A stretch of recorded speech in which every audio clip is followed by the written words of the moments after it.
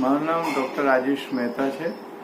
હું સ્વામિનારાયણ મેડિકલ કોલેજમાં પ્રોફેસર છું કોમ્યુનિટી મેડિસિનમાં, અને આપણે વાત કરવા જઈ રહ્યા છે નાઇટ બ્લાઇન્ડનેસ ડિટેક્ટર, એટલે કે રતાંધાપણું જે છે એ શોધવાનું જે મશીન જે છે એની વાત કરવા આપણે જઈ રહ્યા છે.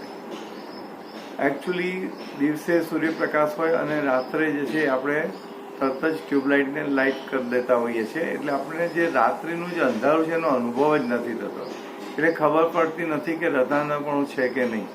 એટલા માટે આ એક સાદું મશીન શોધ્યું છે કે જેનાથી આપણને ખબર પડે કે કેટલા પ્રકાશમાં તમે જોઈ શકો છો.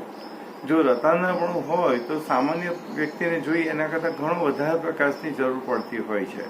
એટલે આ મશીનની અંદર ધીમે ધીમે આપણે પ્રકાશ વધારીને નક્કી કરી શકીએ કે કેટલા પ્રકાશની જરૂર છે.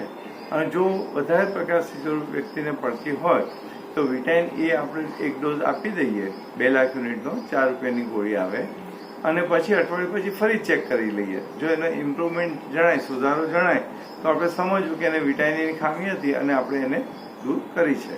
તો આ એક મશીન જે છે એ રતાંધાપણા શોધવા માટે આપણે બનાવ્યું છે.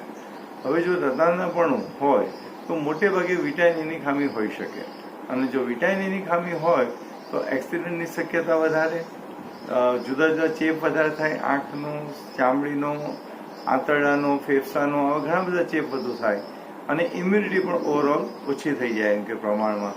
અને ગ્રોથ જે કહેવાય, ગ્રોથ એન્ડ ડેવલપમેન્ટ, બાળકનો જે વિકાસ કહેવાય માતા ઉદરમાં, સગર્ભાને જો વિટામિનની ખામી હોય તો તે પણ નોંધાય છે, અને પરિણામે બાળ મૃત્યુ, માતા મૃત્યુ પ્રમાણ એ વધી શકે છે.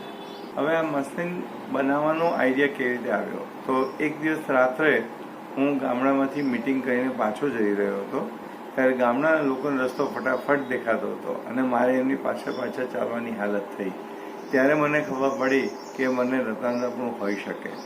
એટલે એમ થયું કે MBBS કર્યું, MD કર્યું, પણ રાત્રે આવા અંધકારમાં જે ત્યારે જ ખબર પડે કે વિટામિનની કે રતાંધાપણની આપણને પ્રોબ્લેમ છે. એના કરતાં એક મશીન જે છે એની અંદર જ આપણે આવો અંધકાર કર્યો તો કેવું, એ આઈડિયા મને 1987માં આવ્યો. ત્યારથી અત્યાર સુધીમાં ઘણા 25 જાતના વર્ઝન બનાવ્યા છે, અને છેલ્લે આપણે આ વર્ઝન બનાવીશું. વચ્ચે એક અમે બનાવ્યું હતું ઇલેક્ટ્રિકના આધારે, એક ભૂંગળું લઈને બનાવ્યું હતું. તો હું વર્ધાથી જ્યારે પાછો આવતો હતો ત્યારે ટ્રેનની અંદર પોલીસે તોડી નાખ્યું. પોલીસે થયું કે આ બોમ્બ હશે. એટલે એ તો એવા તો ઘણા બધા મશીન તૂટફૂટ થયા, અને છેલ્લે આ મશીન બન્યું છે.